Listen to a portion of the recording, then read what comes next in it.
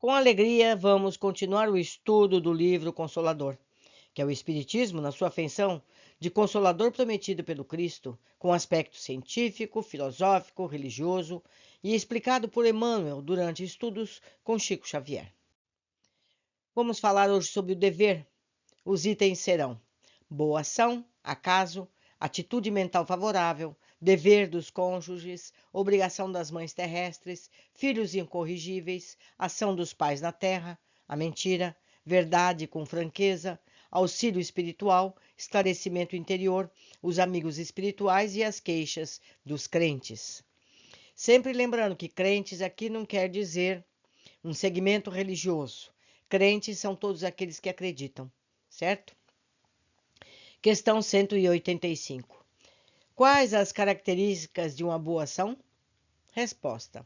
A boa ação é sempre aquela que visa o bem de outrem ou de quantos lhe cercam o esforço na vida. Nesse problema, o critério do bem geral deve ser a essência de qualquer atitude. A melhor ação pode, às vezes, parecer a incompreensão alheia, no instante em que é exteriorizada, mas será sempre vitoriosa a qualquer tempo, pelo benefício prestado ao indivíduo ou à coletividade. Questão 186. O acaso deve entrar nas cogitações da vida de um espírito cristão? Resposta. O acaso, propriamente considerado, não pode entrar nas cogitações do sincero discípulo da verdade evangélica.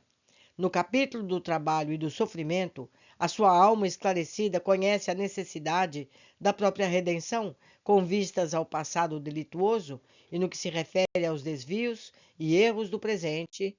Melhor que ninguém, a sua consciência deve saber da intervenção indébita levada a efeito sobre a lei de amor, estabelecida por Deus, cumprindo-lhe aguardar, conscientemente, sem qualquer noção de acaso, os resgates e reparações dolorosas do futuro.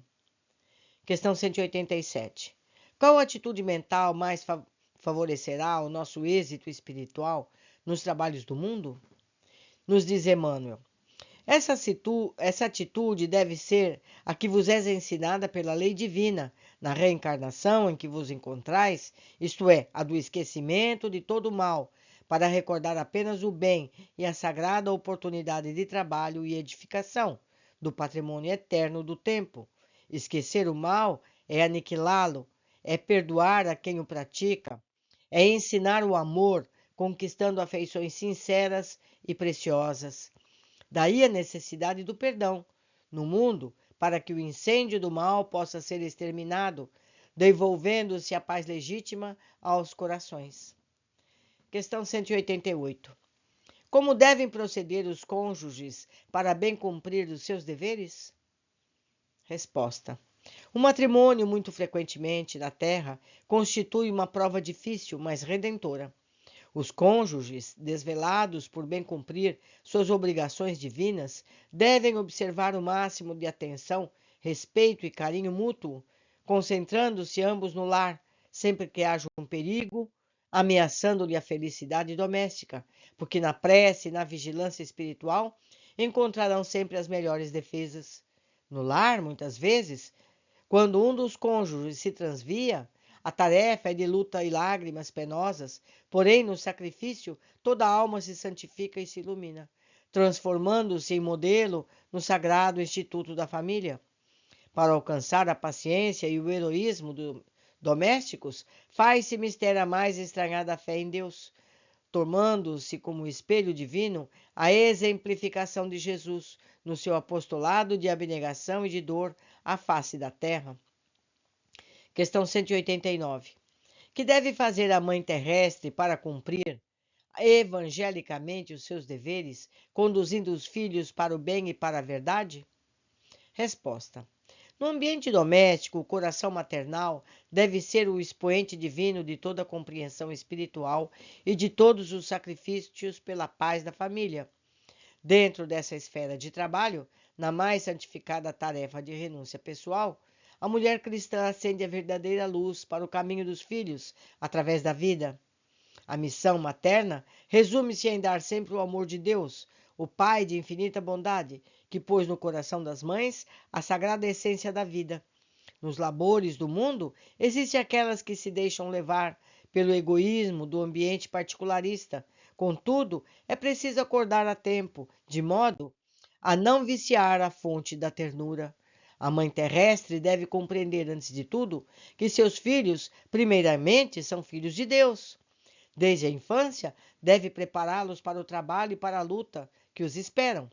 Desde os primeiros anos, deve ensinar a criança a fugir do abismo da liberdade, controlando-lhes as atitudes e concentrando-se as posições mentais, pois essa é a ocasião mais propícia à edificação das bases de uma vida.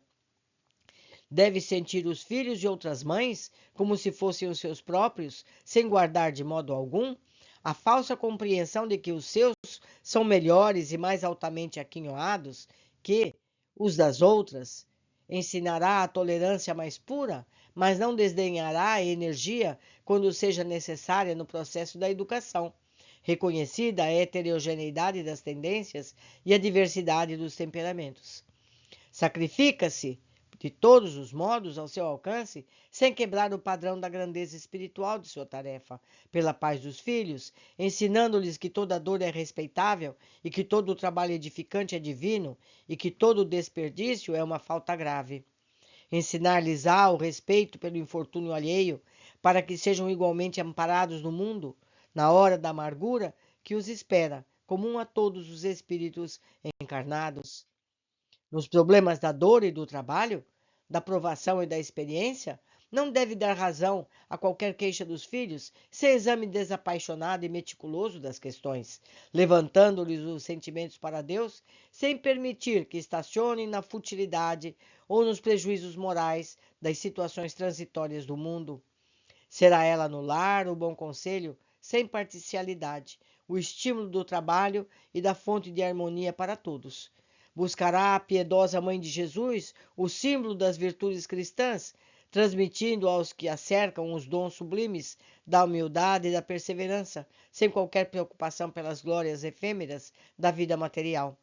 Cumprindo esse programa de esforço evangélico, na hipótese de fracassar em todas as suas dedicações e renúncias, compete às mães incompreendidas entregar o fruto de seus labores a Deus, prescindindo de qualquer julgamento do mundo, pois que o Pai de misericórdia saberá apreciar os seus sacrifícios e abençoarão as suas penas no intuito sagrado da vida familiar.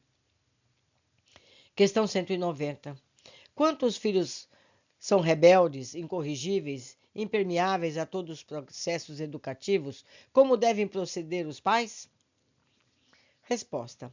Depois de movimentar todos os processos de amor e de energia no trabalho de orientação educativa dos filhos, é justo que os responsáveis pelo Instituto Familiar, sem descontinuidade da dedicação e do sacrifício, esperem a manifestação da providência divina para o esclarecimento dos filhos incorrigíveis, compreendendo que essa manifestação deve chegar através de dores e de provas acerbas, de modo a semear-lhes com êxito o campo da compreensão e do sentimento. Questão 191. Como poderão os pais despertar no íntimo do filho rebelde as noções sagradas do dever e das obrigações para com Deus Todo-Poderoso, de quem somos filhos? Resposta.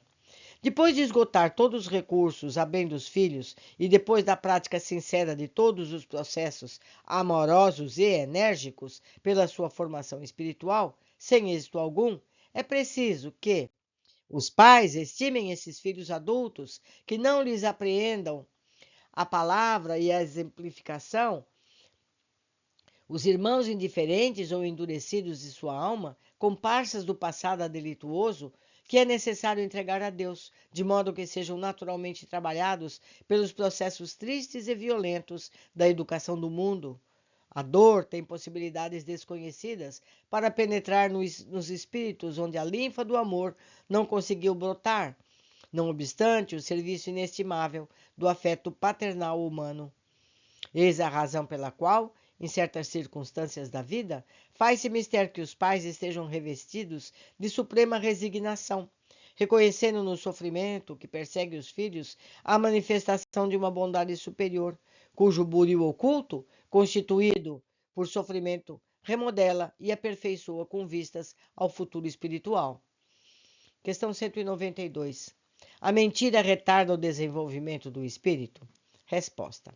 Mentira não é ato de guardar a verdade para o momento oportuno, porquanto essa atitude mental se justifica na própria lição do Senhor, que recomendava aos discípulos não atirarem a esmo a semente bendita dos seus ensinos de amor. A mentira é a ação capciosa, que visa o proveito imediato de si mesmo, em detrimento dos interesses alheios em sua feição legítima e sagrada. A essa atitude mental da criatura é das mais humilham a personalidade humana, retardando por todos os modos a evolução divina do espírito. Questão 193. A verdade, quando dita com sinceridade e franqueza, rudes, pode retardar o progresso espiritual pela dor que causa? Resposta. A verdade é a essência espiritual da vida. Cada ser humano ou cada grupo de criaturas possui o seu quinhão de verdades relativas, com a qual se alimentam as almas nos vários planos evolutivos. O coração, que retém uma parcela maior, está habilitado a alimentar seus irmãos a caminho de aquisições mais elevadas. Todavia, é imprescindível o melhor critério amoroso na distribuição dos bens da verdade, porquanto esses bens devem ser fornecidos de acordo com a capacidade de compreensão do espírito a que se destina o ensinamento, de maneira que o esforço não se faça acompanhar de resultados contraproducentes. Ainda aqui podemos examinar os exemplos da natureza material. A nutrição de um menino deve conter substâncias mantenedoras da vida, mas não pode ser análoga à nutrição do adulto. A despreocupação desse assunto deveria levar a criança ao aniquilamento, embora as substâncias ministradas estivessem repletas de elementos vitais. Meus amigos, faço eu um comentário. Muitas pessoas questionam por que Jesus não disse isso ou aquilo, por que Kardec não disse isso ou aquilo, porque é preciso esperar o momento de amadurecimento do ser humano para que outras verdades possam ser trazidas. Questão 194. Devemos contar de maneira absoluta com o auxílio dos guias espirituais em nossas realizações humanas? Resposta. Um guia espiritual poderá cooperar sempre em vossos trabalhos, seja auxiliando-vos nas dificuldades de maneira indireta ou confortando-vos na dor, estimulando-vos para a edificação moral, imprescindível à iluminação de cada um. Entretanto, não deveis tomar as expressões fraternas por promessa formal no terreno das realizações do mundo, porquanto essas realizações dependem do vosso esforço próprio e se acham entrosadas no mecanismo das provações indispensáveis ao vosso aperfeiçoamento. Questão 195. Como poderemos encontrar dentro de nós mesmos o elemento esclarecedor de qualquer dúvida quanto à qualidade fraternal e excelente do ato que pretendamos realizar nas lutas cotidianas da vida de relação? Resposta. Aqui somos compelidos a recordar o antigo preceito do amar ao próximo como a nós mesmos.